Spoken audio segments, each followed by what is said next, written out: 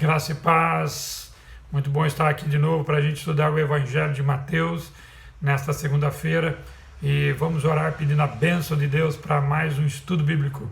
Senhor, muito obrigado por estarmos aqui juntos, obrigado pela vida de cada um, ó Deus, que tem acompanhado esse estudo.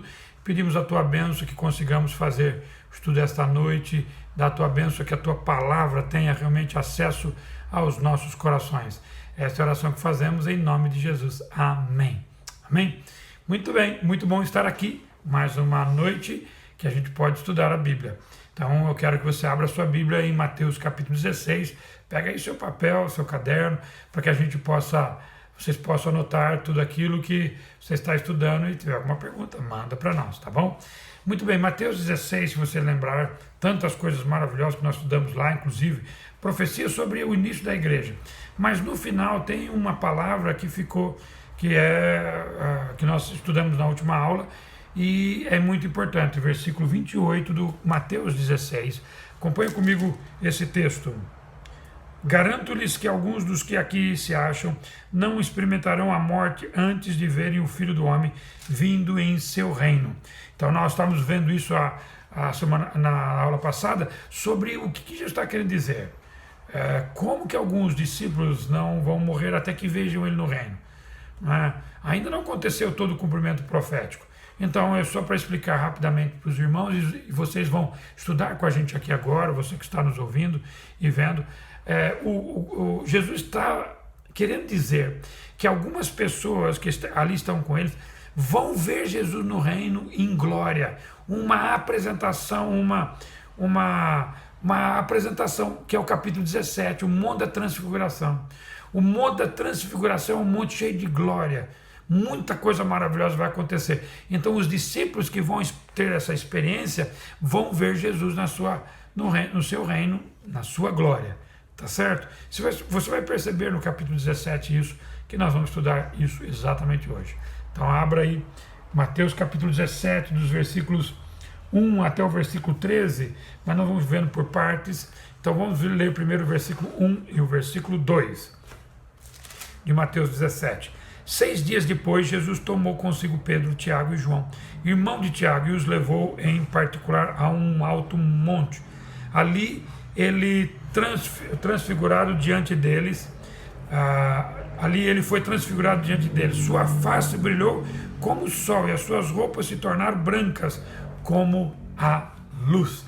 Então, olha só aqui, eles estavam no monte, esse monte provavelmente o mesmo monte de onde vinha o final do capítulo 16, que era provavelmente o Monte Hermon, que é um monte que está lá no extremo norte da Palestina, lá já vindo desde a região gentílica da Síria e Fenícia, e Jesus estava naquele lugar quando ele se transfigura, é transfigurado, ou seja, seu rosto ficou brilhoso, sua roupa bem branca, e os discípulos estavam naquele momento olhando para aquela cena, e olha o que acontece no versículo 3, naquele mesmo momento, aliás, antes de falar naquele versículo 3, a palavra transfigurou, aqui é a palavra que a gente conhece no português, que vem do grego, que é metamorfo, mudança de algo para algo extraordinário. Tem uma forma, se muda para algo extraordinário. E aí o versículo 3, naquele mesmo momento apareceram diante deles Moisés e Elias, conversando com Jesus. Várias perguntas a gente pode fazer para o texto e para nós aqui. Moisés e Elias, primeiro, como que eles sabiam que eram? E se eram, como que eles apareceram? Vieram dos mortos? Reencarnação. O que aconteceu aqui? Então vamos lá, de novo, coisas importantes para a gente estudar. Bom, segundo o pensamento da lei do Velho Testamento, Moisés é uma grande representação da lei e Elias uma grande representação dos profetas. Então os dois ali estavam representando como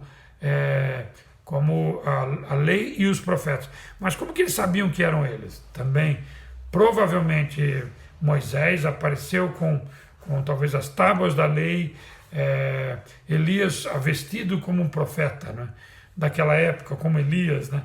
Roupa de pele de animal, cinto de couro, comendo mesma coisa que Elias comia, que era mel silvestre e gafanhotos.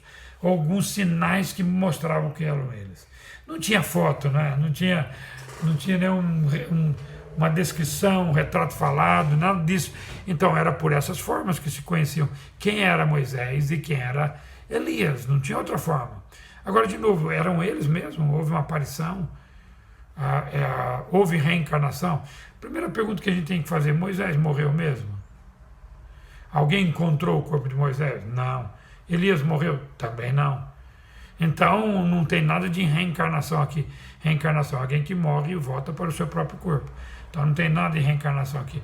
É uma aparição desses dois homens que Moisés, que sumiu no Monte Nebo, quando ele avistou lá a Palestina, e Elias também, que foi levado no redemoinho junto com quando uma carruagem passou, né? Carruagem de fogo, e no redemoinho, então Elias foi levado. Então não era mas que sem dúvida era uma boa representação. E por que esses dois? E você vê no final do versículo aqui que eles estavam conversando com Jesus. O que eles estavam conversando com Jesus?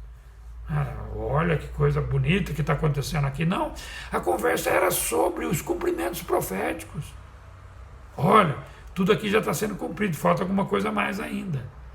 Então eles estavam conversando sobre aquilo que ainda faltava, ou aquilo que já aconteceu. Qual era a conversa principal? A conversa era que a necessidade da vida do reino. A conversa era sobre o reino. Era sobre os cumprimentos proféticos, o que faltava, expectativa. Todas as coisas iriam ser restauradas. Então estavam conversando sobre essas coisas aqui. E olha o verso 4. Então Pedro disse a Jesus: Senhor, é bom estarmos aqui. Se quiseres, farei 3 tendas, uma para ti, uma para Moisés e outra para Elias. E o versículo 5, enquanto ele ainda estava falando, uma nuvem resplandecente os envolveu, e dela saiu uma voz que dizia: este é o meu filho amado, de quem me agrado, ouçam-no. Então, imaginou, né? Pedro estava ali, Pedro sempre muito afoito para falar: Senhor, está tão bom aqui, pronto, o reino do Senhor vai começar, já tem Moisés, já tem Elias aqui, está tudo certo, vamos que vamos. Então já está para começar. Senhor, vou fazer 3 tendas, para que não quero sair dessa cena, quero ficar aqui, quero ver o reino do Senhor ser estabelecido. O que Jesus disse para ele? Então imagina uma fumaça toma conta daquele espaço, toma conta daquele movimento, a ponto que se alguém estivesse do lado de fora não conseguiria ver Jesus, Pedro, João, Tiago, que estavam naquela cena, e ali Moisés e Elias, que apareceu naquela cena. Então ficou aquela fumaça que envolveu, e de repente Jesus, olhando para cima, não apareceu mais, mas uma voz saiu. E olha o que a voz disse aqui no final do versículo 5: este é o meu filho amado, de quem me agrado, ouçam-no.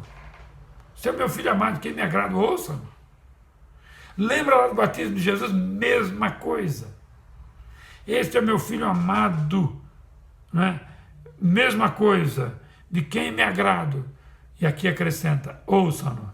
Ou seja, está querendo dizer que os profetas, que a lei e os profetas apontam para Jesus. Então ouçam-no, ouçam-no. Tem aquele versículo que diz que o fim da lei é Cristo, para a justiça de todo aquele que crê. Ou seja, é ouvir Jesus, é ouvir o que ele tem para dizer. Isso é muito importante, não só uma mensagem para aquela época, para aquelas pessoas que estavam no mundo da transfiguração, mas para nós também. Tem muita gente querendo dizer muita coisa. Meu querido, nossos ouvidos têm que estar voltados a Jesus, voltados ao seu ensinamento, que estão nas Escrituras.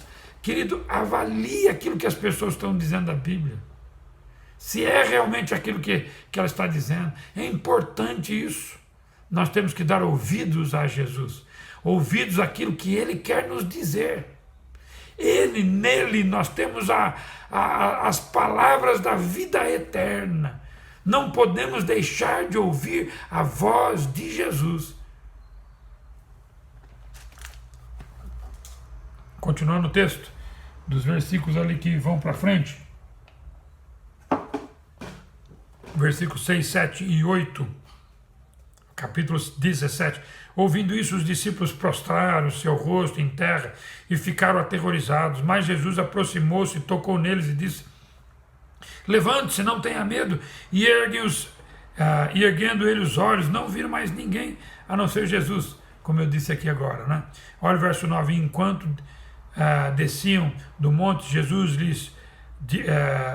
lhes ordenou: não conte a ninguém o que vocês viram, até que o Filho do Homem tenha sido ressuscitado dos mortos. Olha que coisa, não?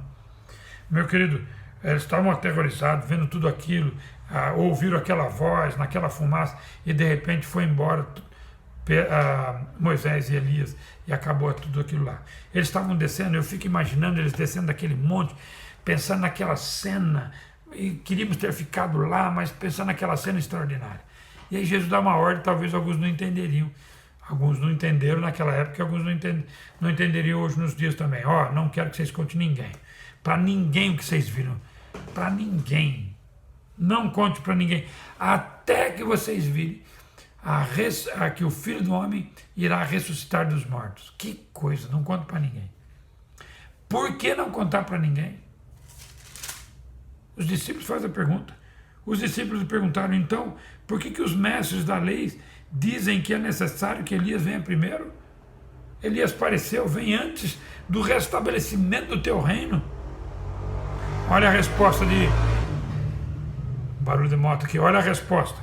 Jesus respondeu: de fato, Elias vem e restaurará todas as coisas. Ele afirmou: é verdade, Elias ainda vem e vai restaurar todas as coisas. Cumprir a profecia de Malaquias 4, 5 e 6, que Elias viria antes do dia terrível do Senhor e converteria o coração dos pais aos filhos, dos filhos aos pais. Continua o verso. Mas eu lhes digo, Elias já veio, e eles não o receberam, mas fizeram com ele tudo o que quiseram. Da mesma forma, o Filho do Homem será maltratado por eles. Então os discípulos entenderam que era de João Batista que ele tinha falado. Você percebeu? Ele fala, é verdade. Primeiro ele diz, no versículo 11, ele virá, Elias. Mas eles dizem que ele já veio. Por que Jesus faz isso? Porque ele está dizendo que João Batista veio para cumprir as profecias relacionadas a Elias. Por isso que lá em Lucas, no início de Lucas, ele diz que João Batista veio no poder, no espírito de Elias. Ou seja, ele veio para cumprir a profecia, para que nada faltasse. Porém, por causa da incredulidade, por causa da rejeição do povo, então Jesus disse que ainda virá. Porque João Batista não cumpriu a profecia relacionada a Elias, não porque ele ensinou errado, não porque ele pregou errado, não. Ele não cumpriu por causa da dureza do coração daquele povo. O que mais entristece o coração de Deus é a dureza do coração. Isso é coisa terrível. Que Deus tenha misericórdia de nós e tenhamos o coração quebrantado. Continuando, logo depois disso, quando chegaram onde estava a multidão, um homem aproximou-se de Jesus, ajoelhou-se diante dele e disse: Senhor, tenha misericórdia do meu filho. Ele tem ataques, está sofrendo muito. Muitas vezes cai no fogo ou na água. Eu o trouxe aos seus discípulos, mas eles não puderam curá-lo. Respondeu Jesus: ó geração incrédula e perversa, até quando estarei com vocês? Até quando terei que suportá-los? Tragam-me o menino. Jesus repreendeu o demônio. Este saiu do menino que, daquele momento em diante, ficou curado. Então os discípulos aproximaram-se de Jesus, em particular, e perguntaram por que não conseguimos expulsá-lo. Vamos parar por aqui, porque o verso 20 vai nos dizer alguma coisa. Vamos parar por aqui. Interessante, quando estavam descendo o monte, a gente viu o texto, né? Eles perguntaram para Jesus, né, por que a gente deve contar. Né? Não é assim que diz, é verdade. Não deve contar porque ainda a profecia vai ser concluída. Calma, depois da ressurreição vocês preguem sobre isso. Preguem sobre o Messias, mas calma, agora. Jesus estava falando isso para eles. Então, quando chegaram lá embaixo, encontraram lá uma situação onde um homem levou o seu filho, que estava possesso de demônio, lunático, possesso de demônio, E os discípulos não puderam expulsar. E ele usa a expressão, não puderam curá-lo, porque até então eles estavam entendendo como enfermidade. Porque olha o que aconteceu com o menino. Ele tem ataques, está sofrendo muito e às vezes cai no fogo, na água. E eu os trouxe para os discípulos, mas não curaram. Não conseguiram curá-lo. Ou seja, estava com algum problema lá. Mas o problema é esclarecido por Jesus. Era demônio. Reconhecidamente como demônio. Tudo bem? Então, continuando, não puderam curá-lo. Né? E Jesus falou, geração incrédula. Quantas vezes? Como que eu vou poder conviver com vocês? Perverso. Até quando estarei com vocês? Até quando vou suportar essa dureza, essa incredulidade? Traga o menino para cá. Jesus vai, expulsa o menino e ele se torna, foi curado imediatamente até o versículo 19. E aí no versículo 19, os discípulos fizeram a pergunta, por que não conseguimos expulsá-lo? Olha a resposta. Verso 20, ele respondeu, porque a fé que vocês têm é pequena. Eu lhes asseguro que, se vocês tiverem fé no tamanho de um grão de mostarda, poderão dizer a este monte, vai daqui para lá, e ele irá. Nada lhe será impossível. E ele continua, mas esta espécie só sai pela oração e pelo jejum. Então, coisa que a gente precisa aprender aqui do texto. Primeiro, possessão demoníaca pode trazer enfermidade, mas nem toda enfermidade é possessão demoníaca, por favor. Não esqueçam disso. Vou repetir. Possessão demoníaca pode trazer enfermidade, mas não estou dizendo que toda enfermidade é possessão demoníaca. Tem vários problemas psicológicos, por exemplo. Epilepsia. Antigamente algumas pessoas pensavam em possessão demoníaca. Não é isso. Por favor, não é isso. Há problemas psíquicos. Há problemas psiquiátricos. Eu posso reconhecer que o demônio se aproveita da fraqueza de pessoas que têm problemas psíquicos. Mas eu vou repetir, nem todo problema é possessão demoníaca, como alguns aqui querem dizer. Certo? Então essa é uma outra coisa importante que a gente deve dizer por causa dessa passagem. Outra aqui fala sobre por que alguns não conseguiram expulsar demônios. Ele está dizendo por causa da fé. Então, ou seja, não se expulsa, ou seja, não faz a obra de Deus sem fé. A fé é um requisito básico para se realizar a obra de Deus, inclusive a obra de libertação, que o texto está dizendo aqui. Se você não crê, não tem jeito. Você pode orar, fazer a oração mais linda do mundo. E terceiro importante aqui. Ele diz aqui no versículo, ele está dizendo que não, há coisa que não sai sem oração e jejum. Então, além de você crer, às vezes algumas coisas a gente precisa pensar. O jejum é milagroso? Não. Mas tem hora que ele é importante, porque o jejum nos dá a mentalidade de que eu preciso concentrar a minha mente e coração diante de Deus, para entender o que está acontecendo. Então é muito importante a gente entender isso.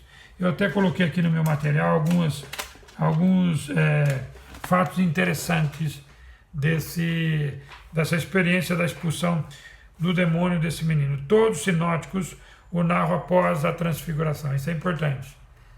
Todos, isso mostra que aconteceu realmente logo após a transfiguração. Um bom teste para os discípulos, né?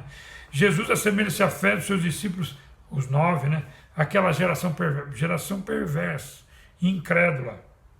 E que, infelizmente, nós estamos numa geração parecida hoje. A gente tem que tomar cuidado para não imitá-la. Imitar esta geração. Por que não puderam expulsar? Claro, pela falta de fé, pela falta de oração. E oração e jejum. Porque todas as vezes que você lê na Bíblia, a palavra oração e jejum está implícita. E todas as vezes que você vê a palavra jejum e não tem oração lá, a oração está implícita porque caminham juntos. Não dá para fazer uma coisa sem outra. Então, eles são alertados aqui, né? Para perceber um pouquinho sobre a sua vida de fé, sua vida de temor a Deus diante do Senhor. Certo? Isso é importante, que eles tenham essa noção aqui. Muito bem. A partir do capítulo 17, versículo 24, começa a haver instruções aos 12 discípulos. Para vocês terem uma ideia, vai até o final do capítulo 35, que é maravilhoso. Não vai dar para a gente estudar todo ele hoje, provavelmente não. Mas aí no capítulo 17, do versículo 24 até o 27, que é o finalzinho do capítulo, ele vai tratar sobre tributo aqui, sobre impostos. Você não entende muito bem, você nem sabe o que é isso, mas vou te explicar. Olha o verso 24 até o 27. Quando Jesus e seus discípulos chegaram a Cafarnaum, os coletores do imposto de 2 dracmas vieram a Pedro e perguntaram: o mestre de vocês não paga o imposto do templo? Sim, paga, respondeu ele. Quando Pedro entrou na casa, Jesus foi o primeiro a falar, perguntando-lhe: o que você acha, Simão? De quem os reis da terra cobram tributos e impostos? De seus próprios filhos ou dos outros? Dos outros, respondeu Pedro. Disse-lhe Jesus: então os filhos estão isentos. Mas para não escandalizá-los, vá ao mar, jogue o anzol, tire o primeiro peixe que você pegar, abre-lhe a boca e você encontrará uma moeda de 4 dracmas. Pague e entregue a eles para pagar o meu imposto e o seu. Interessante.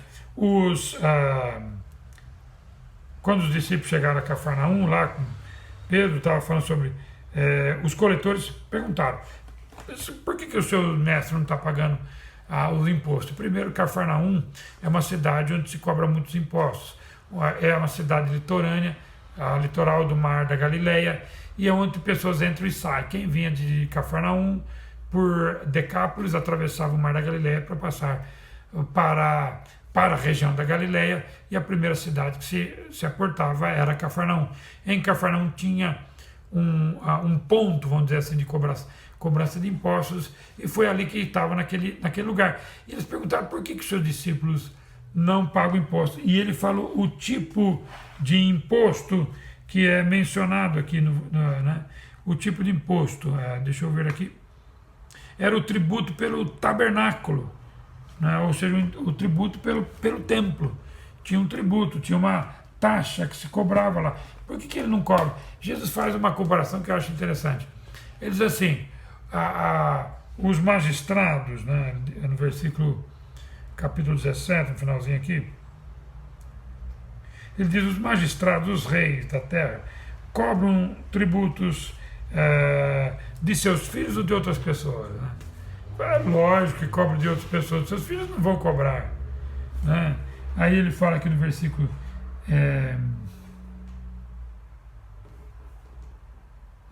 17, 26, fala dos outros. Olha o que Jesus, no versículo 26, disse: então os filhos estão o quê? Isentos. Certo? Ou seja, por que eu vou pagar tributo ao tabernáculo que é de meu pai? Como eu vou pagar tributo que o tabernáculo é de meu pai mesmo?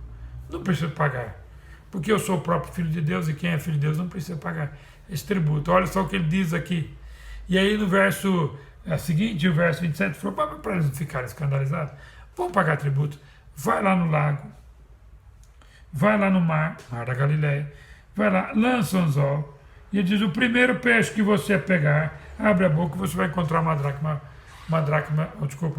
moeda de 4 dracmas, falou de 4 dracmas, vai lá e paga por ele e por mim, e está tudo resolvido. Milagre de Jesus: o primeiro peixe que você pegar, abre a boca, que tem uma moeda de 4 dracmas lá. Foi lá e pagou. Jesus é maior do que o templo. Jesus é maior do que tudo e todos, porque ele é o próprio Deus, ele é o Filho de Deus. Bem, isso foi sobre tributo. Agora, versos 1 ao 14 é sobre grandeza. Interessante. Vamos ler os versos, primeiro aqui, versos de 1 a 4. Naquele momento, os discípulos chegaram a Jesus e perguntaram: quem é maior no reino dos céus? Quando uma criança colocou-a no meio deles e disse: eu lhes asseguro que, a não ser que você, chamando uma criança, colocou no meio deles, né? Ele disse: eu lhes asseguro, verso 3, que a não ser que vocês se convertam e se tornem como crianças, jamais entrarão no reino dos céus. Portanto, quem se faz humilde, como está escrito, se faz humilde como essa criança, este é o maior do reino dos céus. Que coisa, né? Imaginou a cena? Jesus junto ali com os discípulos, e apresentaram a ele, eles fazem uma pergunta, quem é maior no reino dos céus? E uma criança estava lá no meio. Ninguém apontaria para aquela criança que ela é maior no reino dos céus, ninguém faria isso, ninguém teria essa ideia, né, de dizer que mas Jesus, olha só o que Jesus disse, ele chamou a criança no meio e disse, e eu lhes asseguro, a não ser que vocês se convertam e se tornem como criança, jamais entrarão no reino dos céus. Ninguém, no verso 3. Portanto, quem se faz humilde como essa criança, este é maior no reino dos céus. Está dizendo que uma criança não tem a petulância de querer dominar, apesar que hoje tem algumas crianças muito petulantes, querendo dominar uma conversa de adultos, né? Tem os homens conversando lá, crianças quer entrar, quer falar, quer dominar.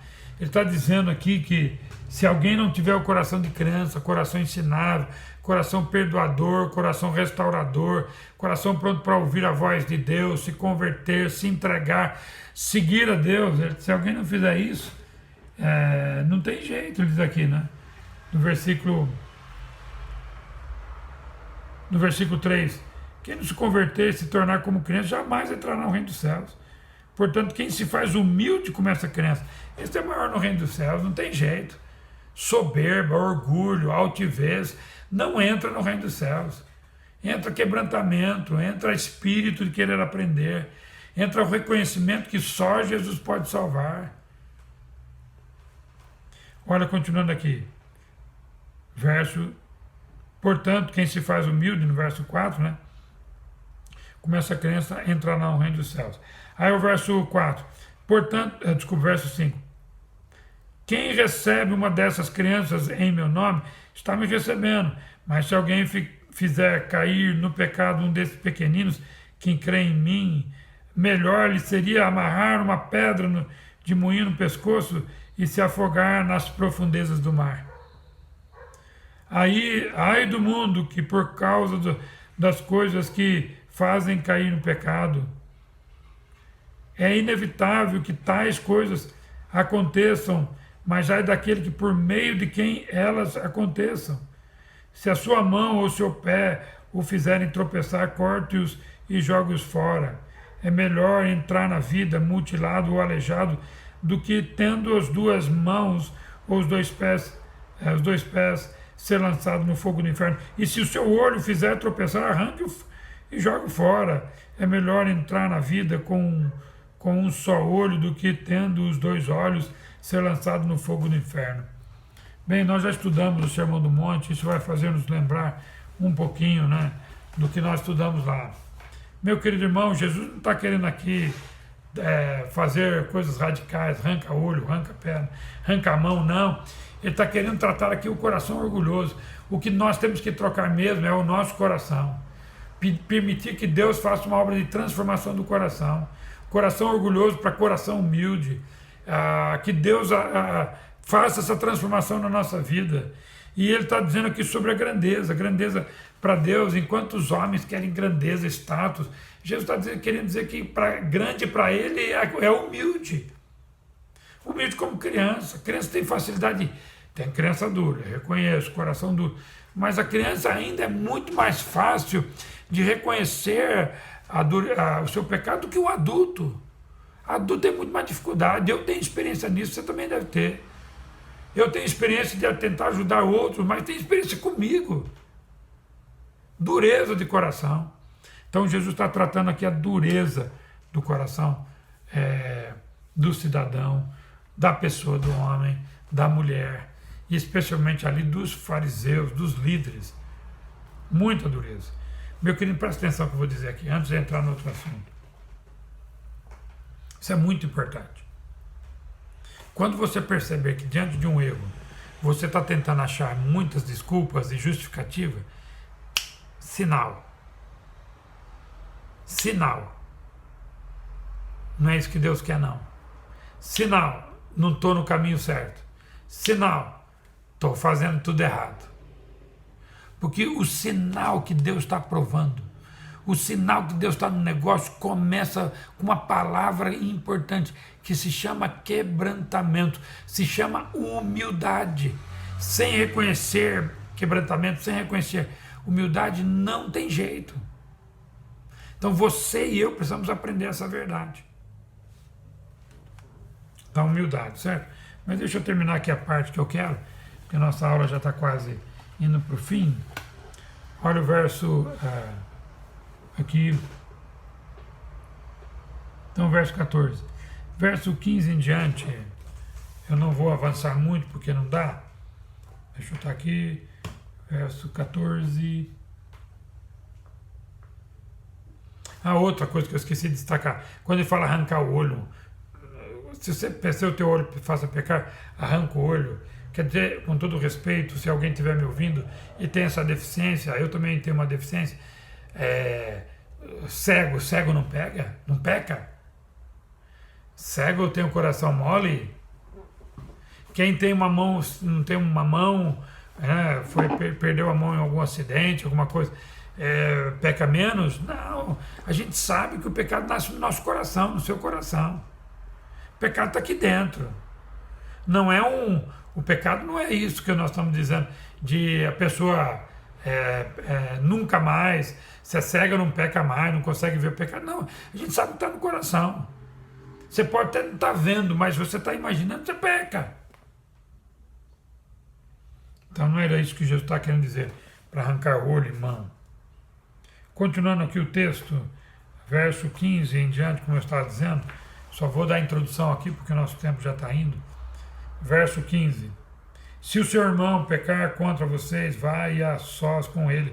Mostre-lhe o erro. Se o ouvir, você ganhou o seu irmão. Mas se ele não ouvir, leve consigo mais 2 outros, de modo que qualquer acusação seja confirmada pelo depoimento de 2 ou 3 testemunhas. Se ele se recusar a ouvi-los, conta a igreja. E se ele recusar a ouvir também a igreja, trate como pecador, pagão ou publicano. Digo-lhe a verdade, tudo que vocês ligarem na terra será ligado nos céus, e tudo que vocês desligarem na terra terá sido desligado no céu. Também lhes digo que se dois de vocês concordarem na terra em qualquer assunto sobre o qual pedirem, isso lhes será feito por meu Pai que está nos céus. Pois onde se reunirem 2 ou 3 em meu nome, ali estou no meio deles. É um texto muito conhecido para muita gente, muito jóia. Eu só vou parar na primeira parte desse texto, os versículos 18 e 19, 15, 16 e 17, quando ele fala do tratamento. Se seu irmão te pecar contra vocês, fizer alguma coisa errada, não expõe em público, não faz. Você vai atrapalhar, você vai endurecer o coração dele, vai ser difícil. Então, se o teu irmão pecar contra ti, vai contigo e só. Se ele te ouviu, ganhasse teu irmão, acabou a história, não conta para ninguém. Deixa eu dizer uma coisa, meu querido, presta atenção, fofoca é pecado do inferno. Certo? Se alguém lhe contou algo, ouça, ajude-o, mas fica ali, não sai mais para ninguém. Não conta o erro de outras pessoas para outras pessoas que não tem nada a ver. Então, cuidado com a fofoca.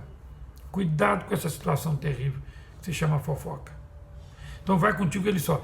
Se você, então, ele ouviu, ganhou teu irmão, acabou. Se ele não te ouviu, o que você faz? Vai lá e leve 2 ou 3 testemunhas. O que são essas?